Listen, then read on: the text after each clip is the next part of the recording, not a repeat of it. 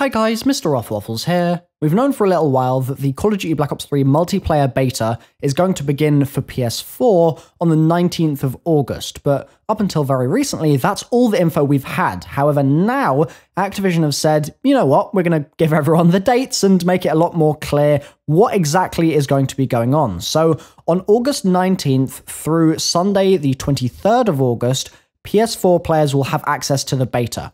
Then there's going to be a gap. No one will be able to play until August the 26th, and that is when it will become available on Xbox One and PC. Their duration will run through Sunday, August 30th. So what that basically means is it's Wednesday to Sunday for the first week, and that's PS4, and then Wednesday to Sunday for the second week, but that's only Xbox One and PC. Now, there is something a little confusing about the Activision blog post from Scott Lowe, and I've reached out to him for comment on this, but he hasn't responded as of the time of me making this video.